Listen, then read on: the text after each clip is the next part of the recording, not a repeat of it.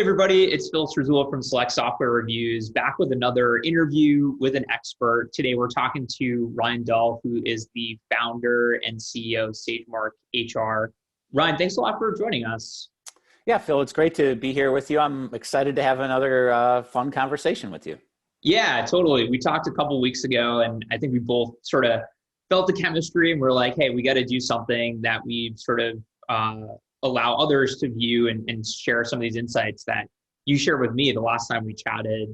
And today, what I'm really excited about is actually to spend most of the conversation talking about this whole concept of getting paid to innovate in the HR and TA space. And basically, the big idea here is that you figured out a playbook to identify waste in budget that's just being unused and decreasing that waste, keeping the budget in the TA and HR org, and then reallocating that to the initiatives that people are really passionate about, that they need to start solving now, that maybe they were waiting a budget cycle for, and you're like, you don't actually have to wait. There's actually a really good way to just kind of take what you've got right now and reallocate it.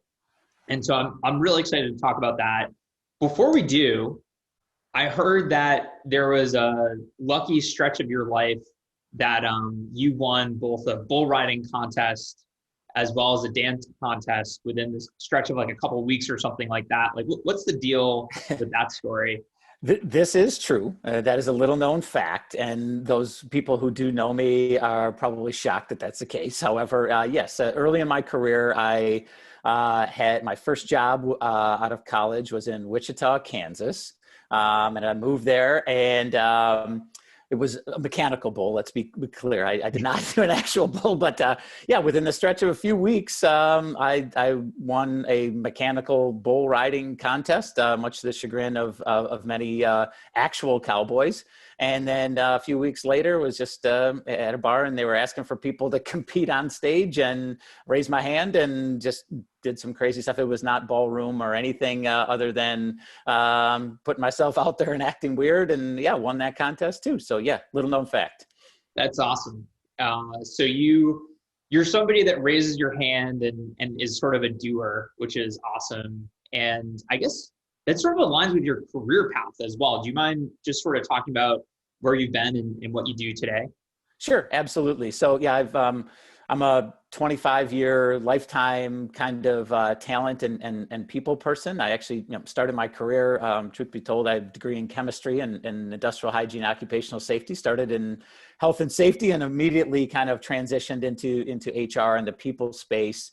Throughout my career, I held 20 years in talent recruiting, recruiting leadership, talent, and always tended to gravitate towards the biggest problems and transformational types of roles. So how can I solve problems for organization and build capability?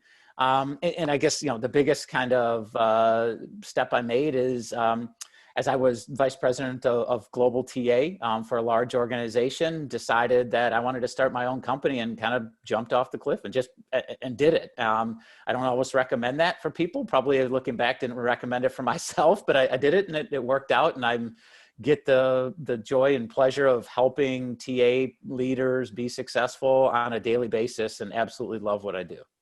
That's awesome. And from our prior conversation, I know over the course of 25 years, you learned a ton and you're somebody that likes to share those learnings. And so I'm really excited to kind of get into your head.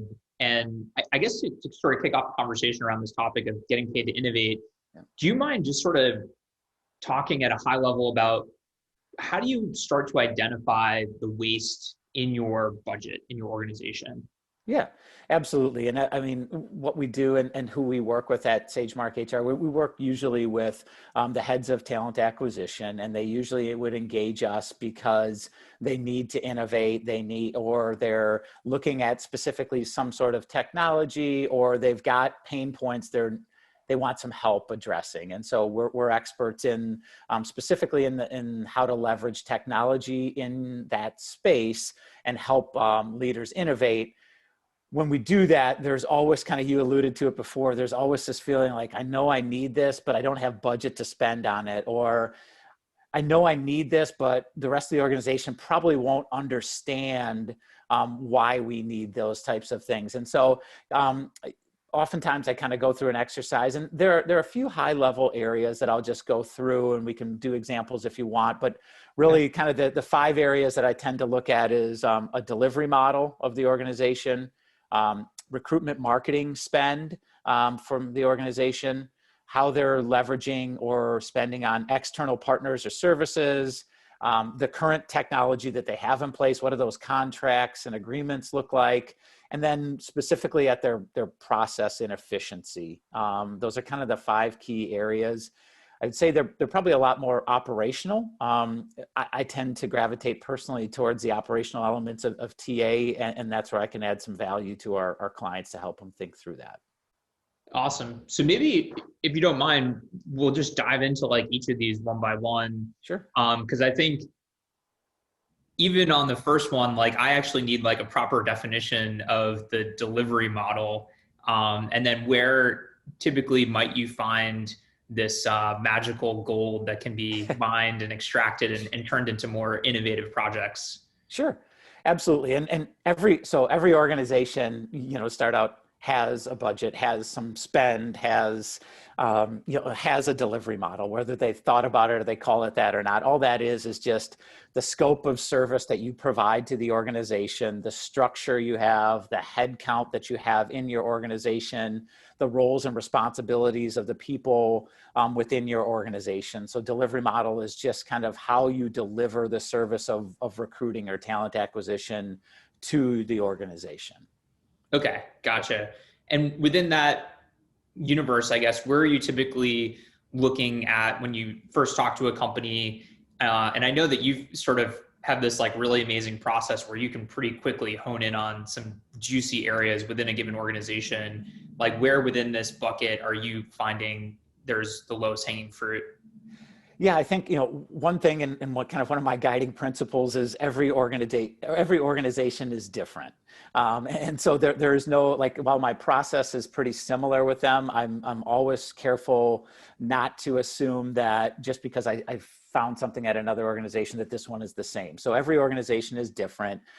Everyone is on a different kind of path on their maturity model or their capabilities. And so really have to understand where the organization is at. Specific to where they're at, some of the pockets of waste in delivery model might be that I routinely see might be, the scope of service is too broad. So if their main goal is to deliver recruiting and talent acquisition, but they're also doing some other areas of HR or onboarding or other areas that may be outside of true recruiting scope. Sometimes there's a better cost position for the organization to have that handled elsewhere. So that's one. I would also say traditional talent, what I'll call traditional talent acquisition delivery models are very people-centric, which can be good. But the problem comes into when you have to scale that delivery model. And then the only way most organizations know how to do that, unfortunately, would be just to add more headcount. And that's always met usually at organizations with a lot of headwinds when you start going to finance and others to ask for additional headcount. So I always say, we should look at the overall delivery model to match it to the organization's capability and as well as where you want to go. And you need to think about scale as a perspective. Cool. Maybe before going on to recruitment marketing, is there like one specific example where you looked at a company, you identified X and the solution was Y? Yeah, I think so. One that comes up a lot and organizations are thinking about is as you look at kind of the structure and headcount of the organization, usually they have trouble scaling, as I mentioned before, and will be engaged saying, look, my only solution that I have to go is to add more heads. So then I start looking at, we'll get into this later, but okay, so what's the roles and responsibilities? What are people doing? What I found is sometimes as much as 75% of the people on the team's activities fall into transactional process. So, screening resumes at the front end, scheduling early phone screens or scheduling interviews, things like that. Kind of that screening and scheduling can sometimes take up to 75% of the team's time. And that's a great opportunity for technology. Now, I always say with that, yes, there's money there in your head count. You don't necessarily need to cut heads in order to fund this. A lot of it is freeing up those people for higher value activities. So leveraging technology to free your people up for higher value activities. You might be able to deal with that through attrition and other types of things to get at that funding. Or if you have open positions, you might be better off spending on a tech to address those scale issues. So that might be a few examples. Got it. That's cool. So if you've got a ton of HR coordinators who are just scheduling all day, or you've got full desk recruiters who are spending a disproportionate amount of their time scheduling, you can buy a pretty simple and, relatively speaking, extremely cheap relative to what you're spending on headcount technology to handle 95% of that. Sure. And then those people can go into sourcing or talking to candidates or, whatever the case may be. Another example in there that I find is a lot of organizations have their either full desk recruiters or their coordinators or a whole separate group that are basically like extracting data and information, building spreadsheets, trying to do dashboards and updates and reports, because maybe the tools that they have aren't as robust. That there are tools out there that can automate that and integrate with your other tools to create your dashboards and things. And then you don't need the spreadsheet builders or people allocating time to building spreadsheets. And you could probably get by with less recruiters. Yeah, makes sense. Mm-hmm. What about recruitment marketing? Like what are examples there of places where you found waste? Yeah, this is a huge one. And this is one that over the course of the last year or so that most of my clients have really been kind of focusing on and thinking about. I think, historically there's been a lot of movement around, the importance of a recruitment brand and your employment brand, how you advertise out in the market, sourcing, all these activities. And don't get me wrong, they are critically important to the success of your organization. The problem a lot of people are having is they tend to focus a majority of their spend on that, but essentially they're filling a leaky bucket. And so they're spending an inordinate amount of money on their outbound recruitment marketing efforts, but they don't have a sound process behind it to efficiently and effectively move candidates through the process to hire. And so they've got a lot of candidate drop off, or even worse, maybe they're just spending and throwing a bunch of budget at other tools on the recruitment marketing side, but not being thoughtful around, how is this being allocated, and not necessarily reviewing the performance of each of those elements either. And so there's a lot of what I'll call kind of unmanaged spend in this space for a lot of organizations. I think there's great solutions out there for this, but some of them on purpose make it easy to spend a lot of money. Right. Yeah. If somebody's specifically focused on and maybe even paid based on your top of funnel spend, then they have an incentive to increase that. And what I think I'm hearing you say is like, look, you got to understand your entire funnel. And if your application to phone screen or phone screen to interview or interview to whatever, if those numbers are well below benchmarks, then you are drastically increasing your top of funnel spend to get that same hire. And we could, do the math at a different time, but I would imagine that if you increase your applicant to screen ratio from like let's call it like maybe a 8% would be below average to like a 15%, like pretty good, decent average, like that will decrease your cost per hire by 50%. So absolutely. That's insane. Yeah. I mean, people, and it's usually you have to have a certain level of capability before you can really start kind of pulling those levers. But it really comes down to a significant amount of this comes down to conversion rate, right? Conversion rates at each thing, at each toll gate along your process. And if you've spent the time to kind of create the efficiency and effectiveness in your application to hire process, so that back end is scalable and a high quality experience, and you have the capability to scale that, you can start looking at elements that will drive conversion. So it might be something like, here's an example. I've seen organizations that have spent $1 million on their recruitment marketing, on job ad spend and agency spend, and also, tools and all these sourcing tools and things, but their application is, 30 minutes long.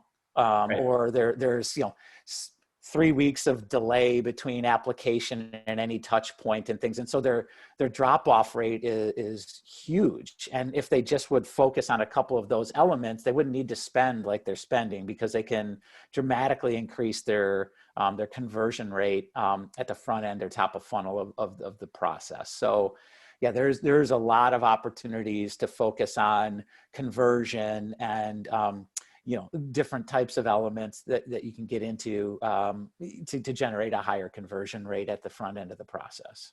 Yeah, that's awesome. Yeah, it's kind of like, I think a lot of people look at those arduous applications and they think, what a bad candidate experience. We're kind of hurting our employer brand. And that's 100% true. Mm-hmm. But you're also spending an extra $300,000 a year on job ads because so many people drop off.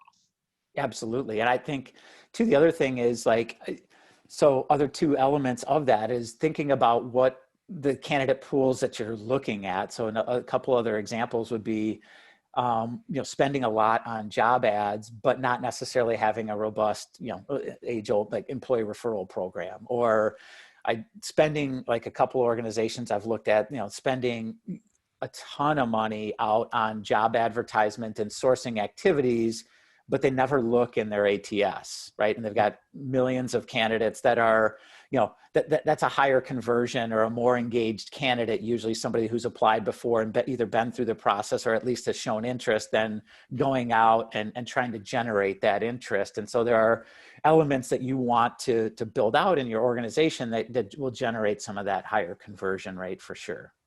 Yeah, that's awesome. Makes a lot of sense. What about these other three categories? I believe the third one was third-party providers. Yeah, or just how are you spending money on external partners? So, this is an age-old kind of rub within recruiting organizations is, my external search spend or my staffing spend, and how do we do that? And everybody wants you to go at and attack that and things. And I'm of the belief that, the third parties that you utilize are part of your delivery model. It's an extension of your team. I think it's important. I think it's really hard for organizations to build full in-house teams that can address every need. So they are important, but there's definitely, again, if it's unmanaged and you don't have a strategy around how you do that and who you utilize and how you spend with them and how you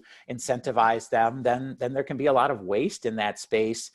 The other thing I see with external partners or services sometimes would be organizations spending, overspending with external service providers where there could be a cheaper, faster, better way to do something. An example with that would be, I've had a couple organizations that are still like utilizing an outsourced provider to manually kind of check references for them. And there are tools that will do that at a third of the price of what you pay somebody to do that. And so that would be a good example where you could make that change, put in a different tool, pay for it, and still have 2/3 of your spend left over to invest in something else or give back to the business.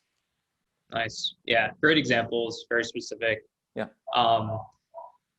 the last two, you're going to have to help my memory on Yeah, what they no were worries. and No, which I were mean, examples. yeah. So last two would be current technology that you have in place. So if you're looking at your strategy and you have people and process and technology, we'll get to process next. But the technology pieces, most organizations have some sort of technology. In some cases, it's just an ATS. In other cases, there's other technology that is enabling their recruitment process.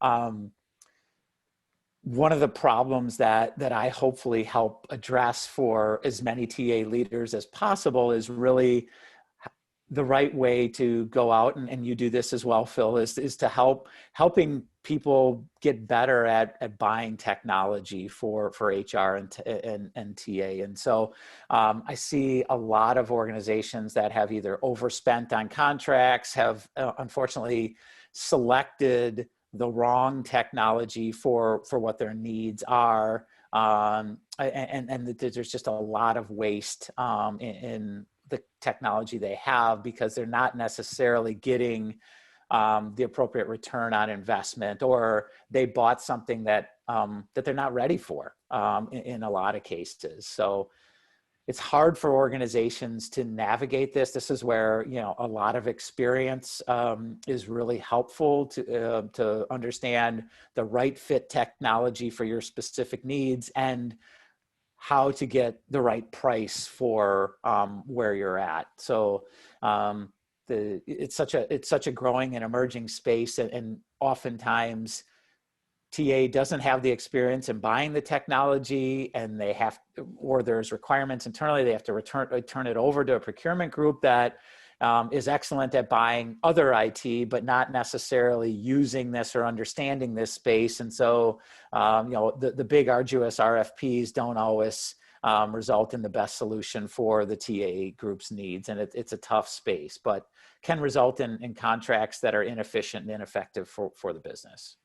Yeah, I see that all the time. And I think one of the things we always try to do on our site, maybe in fact, the mission of our site, is to really help people to be better buyers of tools and technology for HR and TA, because it's not like you can read a blog post and be really, really good at this stuff. There's a million tips and tricks and situations that are total edge cases. And I think, quite frankly, like that's where somebody like yourself can add a lot of value from seeing this across many different companies and seeing, different contracts with the same vendors or different contracts across multiple vendors, et cetera. But I do think it is something that everybody should be, if you're going to plan to not retire in the next 5 years, you should plan to upskill in this area, because it's going to be a huge part of your career, and it can be a make or break sort of thing.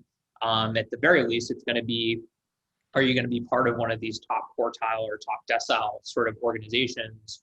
Or are you like, you know what, I just want to have a job. I don't care if I'm at a high performing company or not. And it's fine if we, buy the wrong ATS with a 3-year contract and have to switch halfway through and we're paying for 2 ATSs, or, whatever the case may be. Yeah, I mean, I couldn't agree more, and I think that, I mean, that's kind of our mission, is to help TA leaders go from reacting to leading and take a leadership position. And if you want to be a leader in the TA space going forward, technology and in your ability to build a strategy that helps you identify and have the right technology in place for your organization will clearly be a differentiator for those organizations. And those who can't do that and don't do that effectively, they're going to fail or just be okay. Like, you're not going to win in that space or be competitive. That's absolutely critical. Yeah. What's our last category here? Last category would be process inefficiency. So as you look at, what the process is that you have, where are their bottlenecks, where are their inefficiencies, where is their wasted spend, this becomes a little, of the 5, this is probably the most complicated to get the payback on short term, but it's fairly easy to get that long term if you're having manual transactions or bottlenecks or poor experience elements that are they're reducing the yield that you have or the success rate that you have on your recruiting practices. You can identify some waste there and bring it back. But I think it's definitely an opportunity. This would be probably a little bit longer tail than some of the other ones.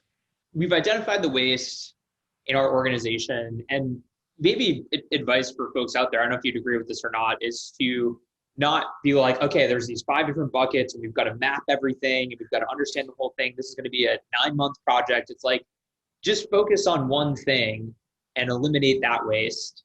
Yep. Because that's going to be something that actually gets done versus all this, planning and strategy stuff that leads to nothing, or it takes a really long time to capture value. After we've sort of done that, like you mentioned, we can reallocate headcount to things that are more strategic and maybe put a hiring freeze in place so that over time through attrition or through just non-growth, we're sort of saving this money. What are some of the other ways, I guess, turning off transactional spend on like a monster where you're not locked into a contract? Can you go back to vendors and say, hey, I need to renegotiate this, or I need to end this contract early? Like, how do we sort of capture this waste? Yeah. So depending on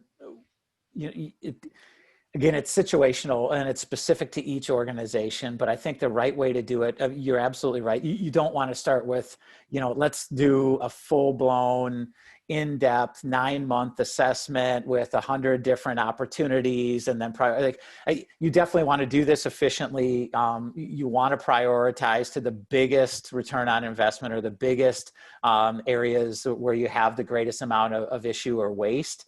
And so by doing this, you can, depending on the contracts you have and how they're structured, you might be able to. Sometimes it's pretty challenging to do that, but the great partners or great solution providers out there are true partners and want to work with you to be successful. And they want to help maybe even reallocate internally depending on their solution. They may have opportunities like, I've seen, some organizations that have recruitment marketing, advertising, they've got some sourcing capability, they've got some job advertising capability, and all these different pockets of their service offering. And maybe one area is being underutilized and just not effective, reallocate that spend to boost other areas. So I think that's an example. If you can't renegotiate the contract, what you can do is start earmarking things for when that contract comes up. So a good example of that is maybe based on your maturity model, you went out and identified, hey, best of breed solution for video interviewing is X. We're going to just go out, even though we've never used it before, we're going to go out and buy the best of breed. And it cost me $400,000 a year. Well, after year 1 or year 2, you find out, our adoption rate hasn't been great. We've utilized this, but maybe we're not maximizing our ROI. If we just had a basic video interviewing solution as part of this that we could use it optional, or we could just use some of the functionality, but it only cost us $100,000. That might be a better fit for us going forward based on how we're utilizing it and the maturity of the organization. So let's identify when this contract comes up, let's identify kind of a tier 2, tier 3 provider that will be fine for us and meet us where we're at. And generate, a few $100,000 of savings that we can reallocate at other things. I would say if you want near-term cost savings, if they are, month to month or utilization, pay-per-click types of things, doing a programmatic type of approach to job advertising can help you immediately free up some savings there to reallocate. I think also, if you've got open positions or open headcount, looking at, rather than spending there, allocating other places that can be utilized. Some external spend that you might be spending on, weekly, monthly, per hire basis could probably be reallocated pretty quickly. And if you've got, if you've got excess in your budget, reallocate that now to generate greater savings year over year going into the next budget cycle. I think some of those are opportunities. I think through all of these just takes some analysis and understanding of where you're at to be able to assess what's the most efficient way to get at the money. Yeah. And I think somebody gave me this piece of advice a little while ago that really resonated, which is like, just ask. In the video interview scenario that you laid out, you might be able to stick with that vendor with a more stripped down version of the product at a stripped down price.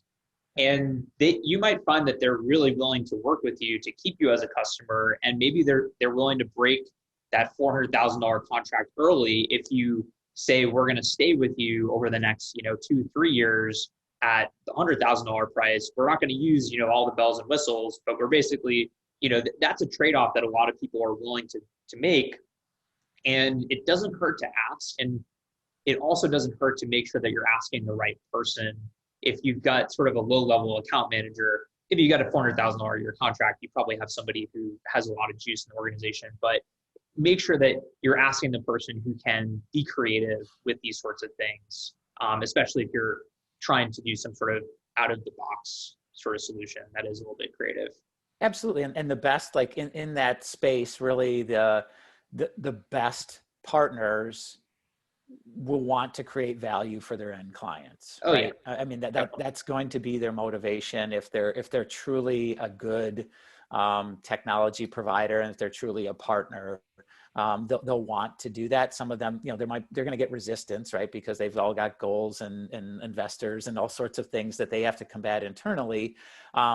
But to your point, they want their solution to have the greatest impact for their clients. And so, yeah, asking the question and partnering with them, and how they partner, that's a critical piece to how you assess technology solutions for fit for your organization, is how they partner. So you're right. Ask the question.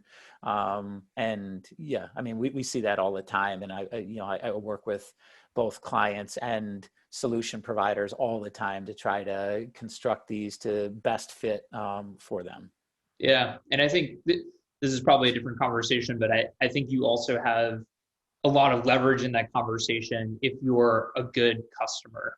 Right. And you bought through an efficient process and you implemented efficiently and you are successful. If it's been a disaster from day one, and sometimes these disasters happen because of the vendors, sometimes they happen just because of practitioners. Usually it kind of takes two to tango, sort of thing. But if you've been a great buyer and customer, you have so much more leverage to be basically like, hey, look, we're not using the $300K worth of stuff. Can we do $100K? You get to keep us as a customer.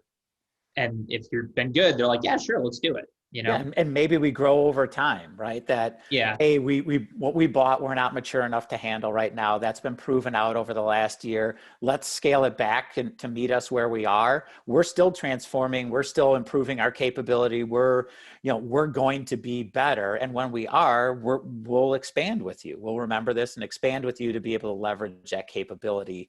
I think that's critical. And the point you brought up about being a good buyer of technology, I think is critical. And I can't tell you how many organizations I work with. It's so frustrating that we go through all this work at the front end, and even though it's efficient, and we look at, hey, this is what we're going to do. This is our plan. We've got our technology roadmap. We've identified the areas where we're going to get the spend to be able to fund these types of things. And then all of a sudden, even though I coach them, I say, hey, you need to be a good buyer. This isn't, you don't need to go out now and do an RFP with, 50 different providers or 20 different providers and have 20 decision makers on the backside who've never bought this type of thing before, and put all these solution providers through the ringer to drive them down on price, because you want to find, we can clearly identify who the right fit is based on your requirements and your spend and your maturity and all these types of things, that we should partner with them through this process to help design the right fit solution for your needs. Like, we're not buying commodities here where we're going to just drive down on prices, everything. And we're going to be very difficult for these solution providers, because you're right. You're sending a clear message to them on how you're going to partner, and you need them. It needs to be a mutual partnership to truly have success there. Yeah. And I think people who are good buyers definitely get compensated for it. So I've got two last questions for you. The first is, we've identified the waste, we've, renegotiated, whatever the case may be. We've got, $200K saved in the budget. how do we, as a TA HR org, make sure we keep that budget and marketing doesn't steal it or engineering doesn't steal it? And then the last question is, how do we know, how do we sort of reallocate that? Like, what are best practices and pitfalls, and maybe a specific story or two around how do we make sure we make the most of this new budget? Okay, I'll start with the first one, and I may blend back and forth between those questions because they may overlap based on kind of how we interact with clients and prioritized initiatives and things. So the first question was around, after you identify this savings and this opportunity, how do you keep hold of the budget? Now, this is, I mean, it's a big problem. I see this a lot. Oftentimes, unfortunately, TA organizations are in positions within their respective organizations where they're caught in a reactive mode and they're reacting to everything, and they're not leading. And so TA leaders, through a good sound strategy, good ROI business cases or high ROI business cases, as well as how they position themselves in the organization to lead versus kind of react, I think is really important. And by doing that, by having a well kind of thought out plan, clear documentation and data that shows, by investing in this, this is the return on investment we're going to get. This is the experience that it's going to generate. These are the kind of key performance indicators that it's going to drive for the organization. By having that type of position or position statement or documentation or strategy in place, oftentimes they're able to position themselves as leaders and not have this money go back. I also think having as part of that strategy, having the home for that money documented and thought out is really important. You don't want to just start with saving the money and then do that presentation because that'll get grabbed quickly. I think it's more around, hey, these are the solutions that we need and what we've prioritized to generate the greatest return on investment for the organization and help us improve. Here's how we're going to pay for it. That's usually met with a very positive response from the organization. And oftentimes, many of the organizations that I work with on this are able to fund everything they need and have money left over to give to the business. Like that's a huge win, right? That's the kind of stuff that they're going to build statues of these TA leaders over, right? That's really good stuff. So that can happen. Yeah, that's amazing. So, and then going on to the next question that you asked was more around like, how do you prioritize, or how do you make sure that with this money you buy the most impactful things? I think that is really, really critical. And that's a big challenge for a lot of organizations. I think there's some issues in TA right now of just, shiny object. Organizations are bombarded by all of the tech solutions on a daily basis about, hey, I can do everything, let me solve all your problems, and those types of things. And so I think that's a big challenge, to be able to prioritize and not just get enamored by marketing materials from the solution provider. So where we spend a lot of our time before identifying solution providers is really helping them take a very honest assessment of current state. So what are your current practices? Stakeholder input, like where are the greatest pain points that you're seeing? Then going into this waste element, and like, where are you wasting either money, or where's there inefficiencies in your process? If you could change, and then starting to kind of use all those inputs to kind of triangulate around what are the 2 or 3 biggest areas of impact. So what are your greatest needs, prioritizing those needs, then getting into, all right, so if we're going to find some solutions, yes, there's solutions for these types of needs that you have. What are your internal requirements? So where is your maturity of your organization and capability to utilize something? What kind of budget do you have to spend? What's the pulse in the organization around TA? Is the organization willing to invest in TA? Is it neutral, or are they really not interested in investing in TA? So taking some other thought process to then look at, all right, here's the types of requirements. This is the, if this is the ATS we have, this is our process elements, like all the things. So here's our list of requirements that would help me select the right solution. And then going out to find that. That's where that's where we're able to add a tremendous amount of value for organizations, having worked with thousands of solutions and over 100 different companies to do that, to really help them then take those build those requirements and then go out and quickly identify what solutions might meet those needs. I think also the work that you're doing, Phil, can really be helpful for people to start that initial reach out to find the best solutions for their needs. That's awesome. Yeah. Well, Ryan, I've learned a lot throughout this conversation. I hope that everybody who listens to this will as well. And I think it's another reminder that this is not easy.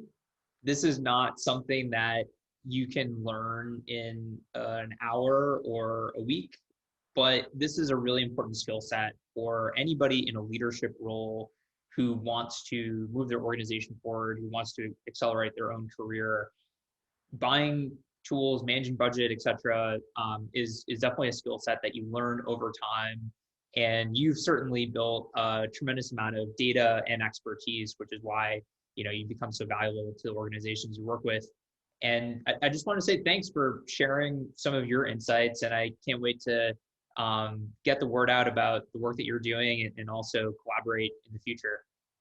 Thanks, Phil. No, I appreciate that. And it's really rewarding work. And my goal is just to add value to as many TA leaders as I possibly can. And I think that's the goal that you have as well. And so, yeah, I'm looking forward to more discussions and more partnership and helping more TA leaders improve their results. Good stuff. Well, thanks a lot for everybody for checking this out. Phil Struzula from Select Software Reviews signing off.